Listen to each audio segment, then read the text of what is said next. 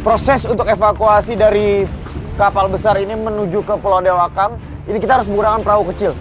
Jembatan ini memang goyang sekali karena terkena hempasan angin, dan untuk perahu kecil ini pun juga sulit untuk memindahkan penumpang karena angin yang terlalu besar. Sudah 20 tahun saya kerja agar, tapi penghasilan begitu-begitu saja. Mudah-mudahan rumput laut bisa naik supaya gaji saya juga bisa naik.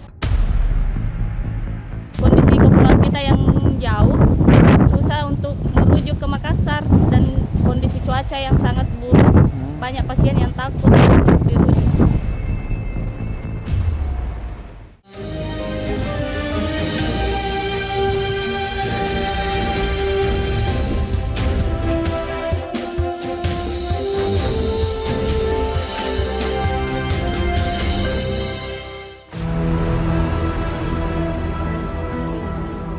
Kabupaten Pakajene memiliki wilayah lebih dari 115 pulau. Daerah ini kaya akan sumber daya alam dan hasil dari lautnya. Sayangnya, ketimpangan pembangunan membuat Pangkep menjadi daerah termiskin di Sulawesi Selatan. Tim Indonesiaku kali ini mengajak Anda menyambangi Desa Dewakang, Kecamatan Liukang Kalmas, Kabupaten Pangkep, Sulawesi Selatan. Meski hasil lautnya melimpah, tidak membuat warganya hidup sejahtera. Saat ini saya sedang berada di Pelabuhan Macinibaji dan akan berangkat ke Pulau Dewakang. Untuk berangkat ke Pulau Dewakang, saya akan menggunakan kapal perintis yang ukurannya besar. Namun karena dermaga yang kecil, saya harus terlebih dahulu menggunakan perahu kecil seperti ini untuk berangkat ke kapal yang besar. Mengapa? Karena dermaganya sempit dan air sering surut, sehingga kapal perintis atau kapal penumpang tidak memungkinkan untuk bisa bersandar di sini.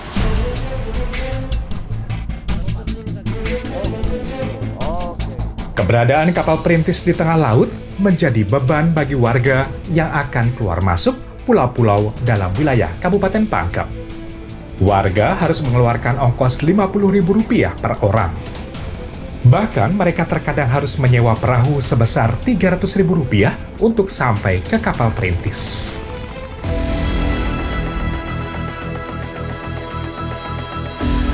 Akhirnya setelah 15 menit saya melakukan perjalanan menggunakan perahu kecil menuju ke kapal perintis atau kapal penumpang ini. Saya sampai juga, dan sebetulnya kalau tadi saya melihat ya, saya sudah merasakan menggunakan bagaimana dari perahu, perpindahan dari perahu kecil menuju ke kapal besar itu sangat menyulitkan dan juga bahaya. Seperti ini sih sudah goyang kemana-kemari. Dan seandainya jika ada bantuan dari pemerintah untuk membantu membuat dermaga yang bagus supaya kapal ini bersandar, tentu saja ini akan bisa membantu kebutuhan dari masyarakat. Tentunya juga bisa menghemat biaya. Kami pun menuju Desa Dewakang yang jaraknya kurang lebih 80 mil dari dermaga Macinibaji. Dengan jadwal keberangkatan dari sore hari dan tiba di Desa Dewakang ketika pagi hari.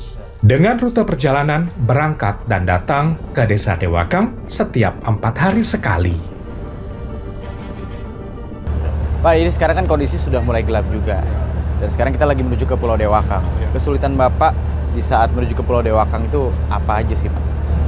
Itu kesulitannya itu kalau nanti sampai di sana kan tidak ada dermaga. Nah, itu evakuasinya ke Pulau Dewakang itu yang jadi masalah.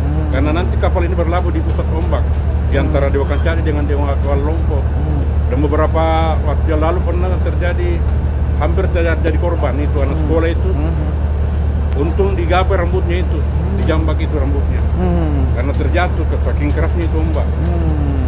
Pertama kali saya ke sana itu minggu lalu kalau tidak salah itu kapal yang jemput kita itu terhempas, akhirnya pecah, jadi dia kembali. Hampir 3 jam kita di situ menunggu jemputan lagi berikutnya. Kalau harapan saya mewakili masyarakat Dewakang itu agar kiranya pemerintah mengadakan dermaga, membangun dermaga supaya akses masyarakat itu naik turun kapal itu tidak lagi menjadi polemik itu yang mengkhawatirkan itu penduduk di sana. Rawan sekali terjadi kecelakaan. Sudah ada beberapa kapal itu yang pecah itu karena terhempas masuk di perintis. Tepat pukul 6 pagi, akhirnya kami sampai di Desa Dewakang. Tidak adanya dermaga yang memadai membuat kapal perintis harus berhenti di tengah laut. Berikutnya, kami harus menunggu dievakuasi kembali.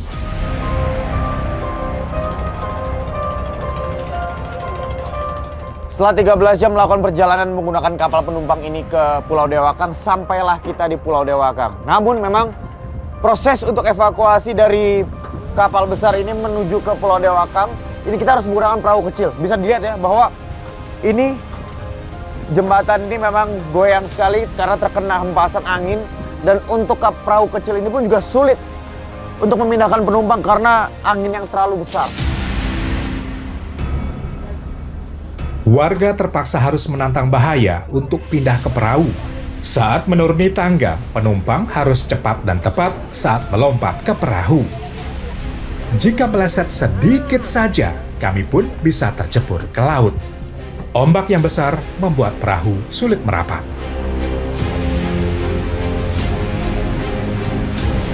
Proses pemindahan barang dari kapal ke perahu ini memang sangat sulit. Kenapa? Itu bisa dilihat dari sisi keamanan saja sangat tidak ada ya. Karena dari sini tidak ada dermaga atau apapun, hanya menempatkan dengan tinggi saat ombak naik, barang diletakkan di perahu. Bisa dilihat dari jembatan, ada satu orang di sini yang mengekstafetkan antara satu barang ke satu barang lainnya. Inilah potret warga Desa Dewakang. Mereka terpaksa harus bertaruh nyawa saat keluar dan masuk desa.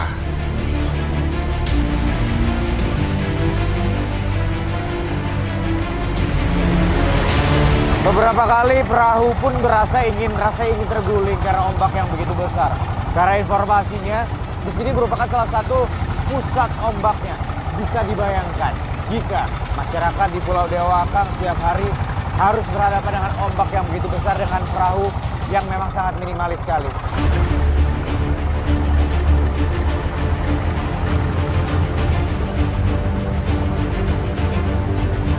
Setelah menempuh perjalanan sekitar 30 menit, kami sampai di dermaga Desa Dewakang.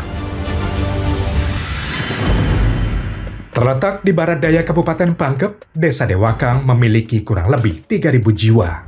Sekitar 90% warganya berpenghasilan dari hasil laut. Rumput laut menjadi salah satu penghasilan utama mereka. Sayangnya permintaan rumput laut dari luar pulau berkurang akibat sulit dipasarkan. Kali ini saya akan bergabung dengan para nelayan yang akan memanen hasil rumput lautnya yang jenis SP. Nah, saat ini kapal sudah mulai merapat dan saya akan bergabung bersama mereka. Saya bersama nelayan lain bertolak menuju ke tengah laut dengan menggunakan perahu motor. Saya berusaha tenang, meskipun khawatir perahu tersapu ombak. Ombak yang tinggi dan juga angin kencang membuat kapal ini menuju ke tempat panen dari rumput laut memang harus terhambat karena laju kapal tidak bisa terlalu kencang karena ditakutkan kapal bisa terguling. Biasanya para nelayan berangkat jam 7 pagi saat air laut tenang. Letak budidaya rumput laut berjarak sekitar 2 mil dari Pulau Dewakang. Setelah 30 menit perjalanan, akhirnya saya sampai di tempat penanaman bibit rumput laut yang akan dipanen. Nah, ini sebelah kanan saya, ini dalamnya kurang lebih 2 meter, yang mana memang rumput laut ditanam di dasar laut. Dan memang bapak-bapak ini memasang rumput laut tersebut dengan cara menyelam.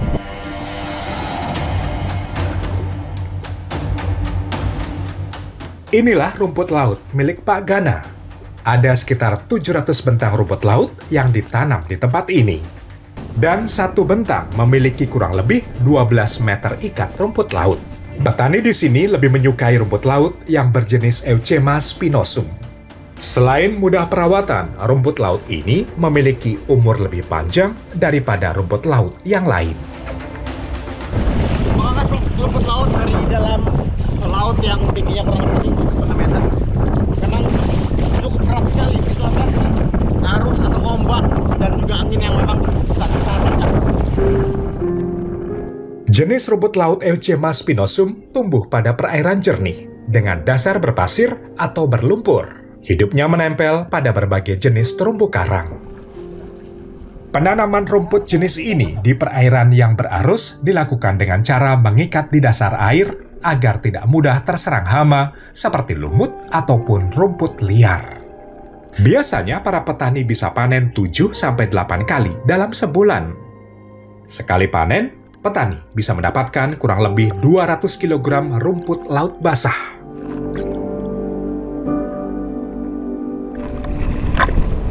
Mengambil rumput laut ini memang cukup sulit, selain melawan arus yang ada di atas, juga harus melawan arus yang ada di bawah. Sehingga karena air ini memang sangat merepotkan dan menyulitkan sekali. Apalagi bahaya karena tidak ada alat yang memang digunakan untuk menjaga keselamatan di sini.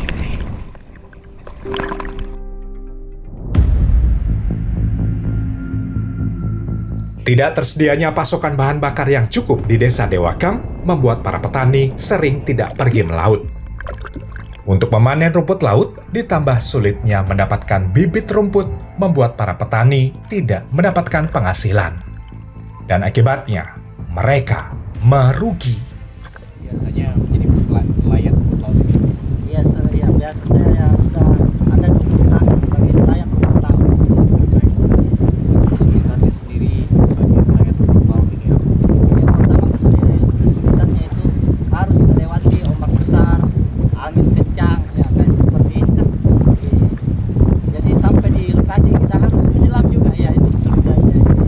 Tapi sebagai nelayan rumput laut, bagaimana caranya supaya memperhatikan kami sebagai nelayan rumput laut.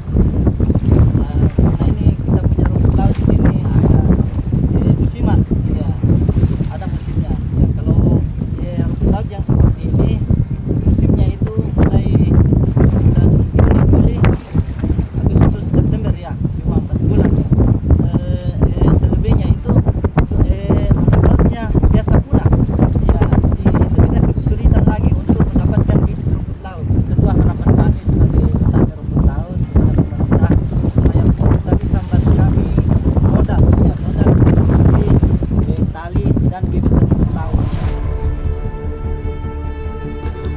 Tidak adanya biaya untuk menghidupi keluarga dan biaya operasional menanam rumput laut membuat petani terpaksa meminjam uang dari pemodal. Sehingga petani tidak memiliki kekuasaan penuh dalam menentukan harga rumput laut. Akibatnya, para petani hanya bisa pasrah menerima harga yang ditetapkan oleh pemodal. Berharap keterlibatan pemerintah untuk bantuan modal sangat dinantikan para petani Desa Dewakang agar ekonomi keluarga para petani bisa meningkat. Setelah rumput laut terkumpul di dalam perahu, saatnya untuk dibawa pulang ke Pulau Dewakang untuk proses selanjutnya. Setelah menempuh waktu kurang lebih 30 menit, akhirnya kami sampai di tempat penjemuran rumput laut.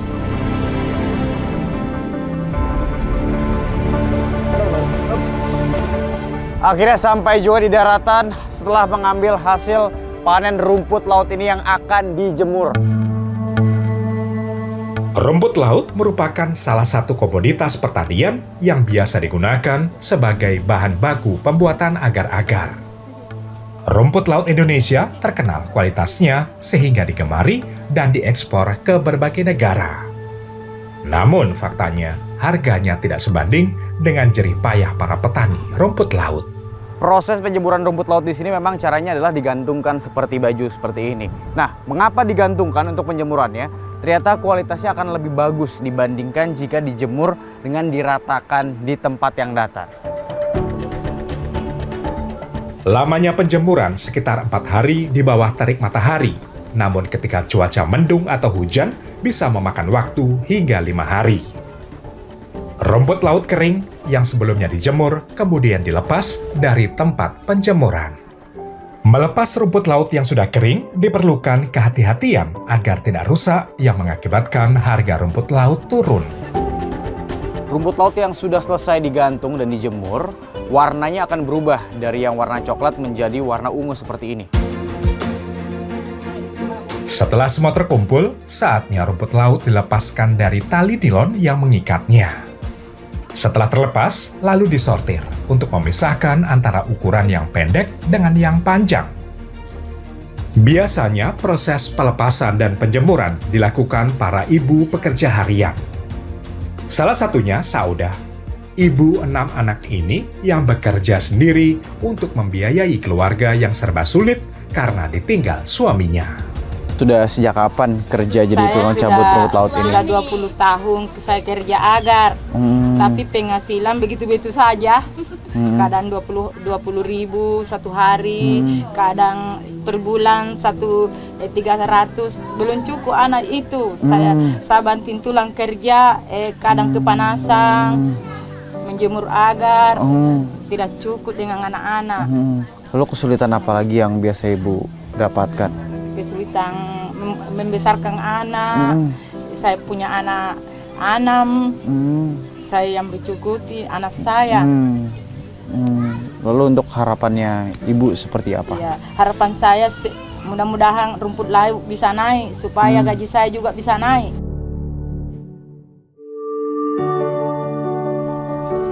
Bekerja dari jam 8 pagi sampai jam 2 siang dibayar 15 hingga 20 ribu rupiah, namun upah ini tidak setiap hari ia dapatkan. Ia pun harus terus memutar otak untuk mendapatkan pekerjaan lain.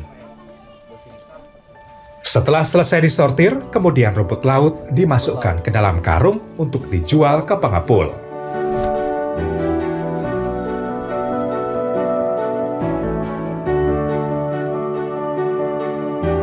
Permintaan pasar yang banyak, sayangnya harga rumput laut spinosum sangat rendah. Harga rumput laut di pengepul lokal dipatok Rp10.000, padahal di gudang Makassar bisa mencapai Rp17.000 per kilogram. Para petani rumput laut hanya bisa pasrah dan berharap kepada pemerintah agar dapat mengatur regulasi harga batas bawah sehingga petani tidak merugi dan dapat hidup layak.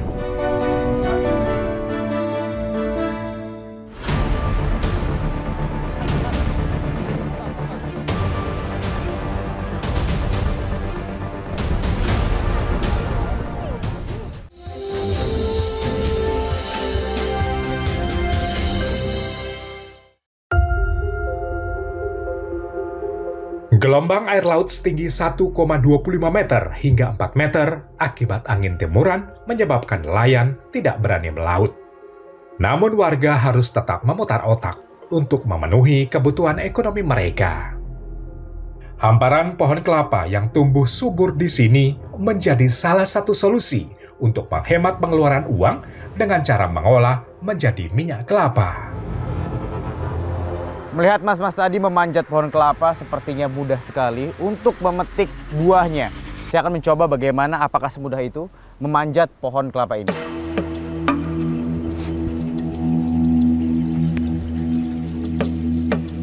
Ternyata naik di pohon kelapa ini sangatlah sulit karena harus melihat pijakan-pijakan yang sudah dibuat. Kaki pun juga jadinya sangat sakit ya.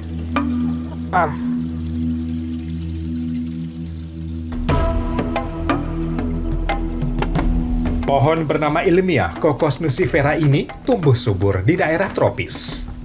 Sinar matahari yang berlimpah sangat baik untuk pertumbuhan pohon kelapa, terutama di daratan rendah dan pantai. Kelapa tua yang kami kumpulkan saat ini sudah cukup. Selanjutnya akan kami proses untuk dijadikan minyak kelapa.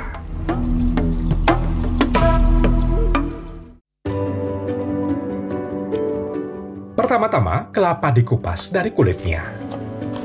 Bagi saya, mengupas kelapa sangat sulit. Ternyata sulit ya, saya kira saya bisa lebih cepat daripada Ibu, ternyata saya lebih lama. Ternyata memang saya belum terbiasa untuk membuka kulit kelapa ini. Setelah dikupas, lalu dipisahkan daging dari batok kelapa. Kemudian, buah kelapa diparut.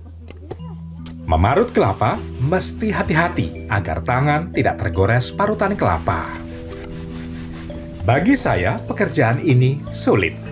Namun, bagi ibu-ibu Desa Dewakam, salah satunya Nur Hayati, pekerjaan ini terasa sangat mudah.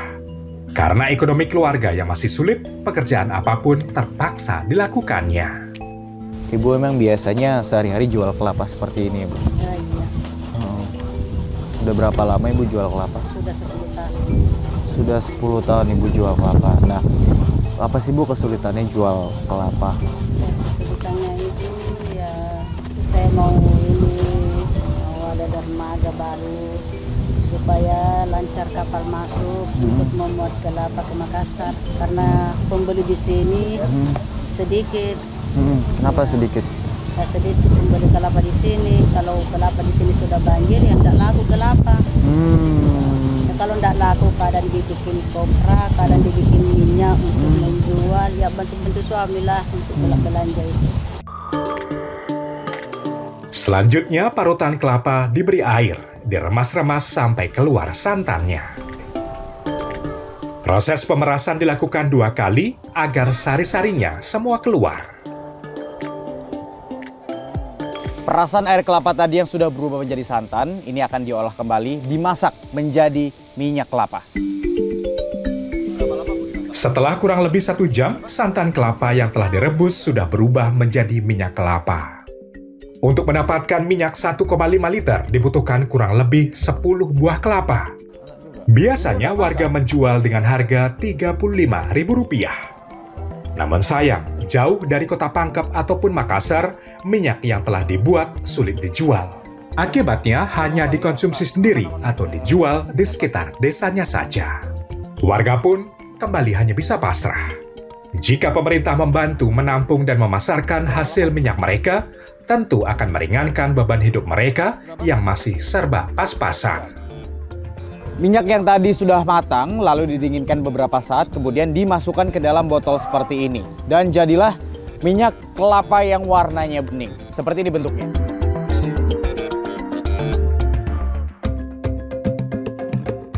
Kondisi perairan di Desa Dewakang masih terbilang baik.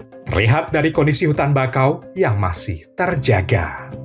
Hutan inilah yang menjadi benteng penahan arus laut, sekaligus menjadi rumah bagi berbagai biota laut seperti kerang atau tiram. Salah satunya kerang kepah, yang kemudian menjadi salah satu sumber penghasilan warga. Kami harus berjalan sekitar 1 km hingga sampai ke kedalaman hutan bakau. Karena disitulah kerang kepah biasa hidup. Setelah berjalan kurang lebih 20 menit, akhirnya kami sampai di tempat habitat kerang kepah. Saya dari tadi mencari kerang dan ternyata baru dapat 5 kerang saja. Namun jika dibandingkan dengan ibu yang sudah terbiasa mencari kerang ya, terasa gampang dan sudah banyak dapat kerangnya. Memang di sini cara mencari kerangnya harus diinjak-injak terlebih dahulu dan kita masukkan tangan ke dalam lumpur. Yang mana ini sangat sulit untuk saya. Kerang kepah memiliki cangkang yang mirip seperti mangkuk atau piring, pipi di bagian pinggirnya. Karena berwarna putih, maka ia biasa disebut kerang putih. Kerang kepah biasanya hidup di hutan bakau dengan kondisi air payau dan sungai-sungai besar. Kerang ini mudah didapat ketika air laut surut.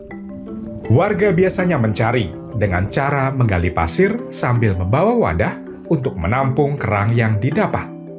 Irmawati yang sudah 2 tahun mengais rezeki dengan mencari kerang tampak tangkas bekerja.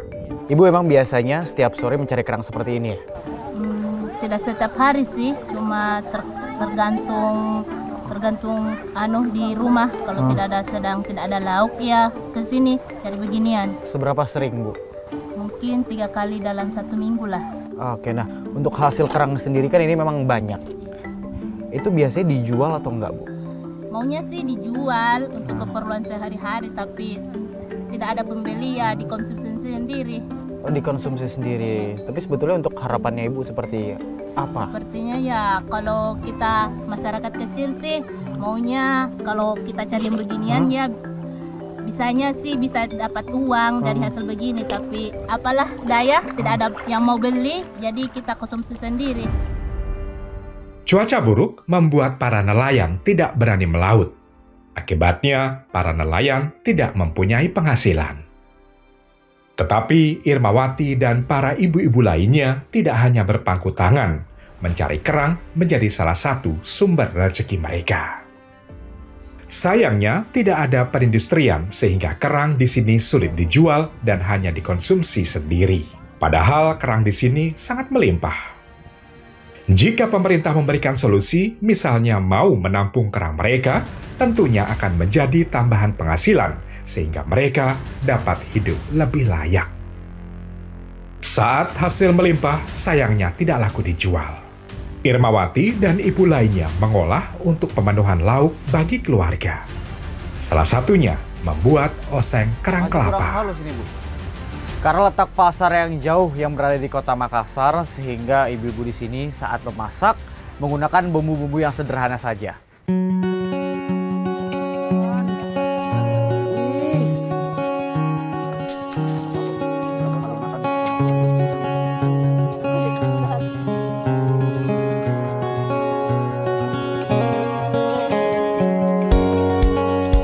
Setelah 10 menit, akhirnya oseng kerang kelapa siap dihidangkan.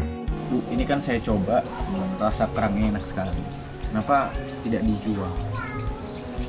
Maunya sih saya Mas mau jual, tapi kata masyarakat di sini tidak mau beli, katanya lebih baik mencari daripada membeli. Untuk harapan Ibu seperti apa? Harapan saya sih masyarakat di sininya untuk pemerintah supaya pemerintah lebih memperhatikan pulau kami. Menjadi salah satu desa di Kecamatan Liukang Kalmas, Dewakang mempunyai 3 pulau, masing-masing Bangka Kaulang, Dewakang Cadi, dan Pulau Dewakang Lompok. Sayangnya kondisi ekonomi mereka selama ini hidup serba terbatas, termasuk ketika jatuh sakit. Fasilitas kesehatan di puskesmas pembantu yang kurang memadai sehingga pasien dengan keluhan berat maupun ibu melahirkan dengan penanganan khusus harus dilarikan ke rumah sakit yang terletak di Makassar yang berjarak kurang lebih 80 mil. Karena posisi dermaga yang jauh sehingga masyarakat yang sakit harus dibawa ke dermaga menggunakan ini, menggunakan gerobaknya. Akses laut yang jauh kurang lebih 7 jam perjalanan dengan menggunakan perahu membuat warga sangat kesulitan membawa pasien keluar desa. Diangkut menggunakan gerobak menjadi salah satu cara untuk membawa pasien sampai ke dermaga. Titik di mana perahu nelayan bisa menjemput. Bu, sebetulnya kesulitannya apa aja nih untuk mengangkut masyarakat ke Kota Makassar? Kesulitannya itu transportasinya karena kurang. Biasa kita hanya gunakan jolor dan kita butuh ambulans laut yang lengkap fasilitasnya karena banyak pasien ya. Kondisi kepulauan kita yang jauh susah untuk menuju ke Makassar dan kondisi cuaca yang sangat buruk. Banyak pasien yang takut untuk dirujuk. Ketika cuaca buruk, angin kencang, dan ombak besar, kapal nelayan tidak berani mengantar. Akibatnya, pasien terpaksa ditunda menunggu sampai ombak tenang kembali. Tidak adanya perahu dan juga kapal ambulan untuk masyarakat yang sakit mengharuskan masyarakat yang sakit menggunakan kapal nelayan biasa supaya bisa menuju ke Kota Makassar. Lega rasanya ketika pasien sudah berhasil dipindahkan ke perahu motor untuk dilarikan segera ke Makassar. Semoga saja segera ditangani dengan baik.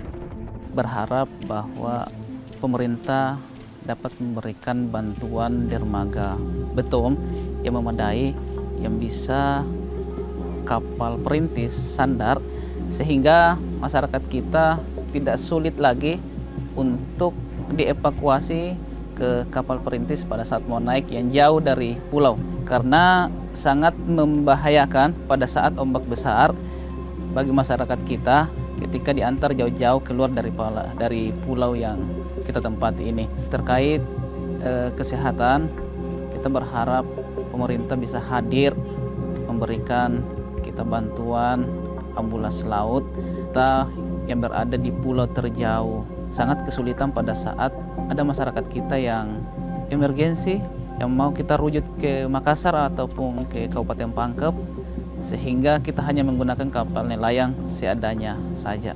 Berharap bahwa kebutuhan bahan bakar di desa kami, terkhusus di 3 pulau desa kami, Desa Dewakan ini, bisa terpenuhi. Karena selama ini kita terbatas di bahan bakar, yang dimana kebutuhan masyarakat adalah kebutuhan utamanya adalah bahan bakar berupa solar ini yang sangat dibutuhkan. Begitu pula dengan harga yang terjangkau yang kita inginkan dari pemerintah ketika sampai di desa kami yang jauh ini.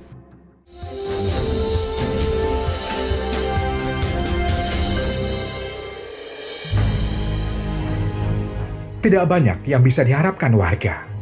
Berpuluh tahun hidup terpencil di tengah lautan dengan kondisi yang serba pas-pasan. Hanya kepedulian pemerintah yang kini dinantikan warga, agar warga pulau kecil ini bisa hidup layak dan merdeka. Ya, merdeka dari kemiskinan dan ketidakpedulian.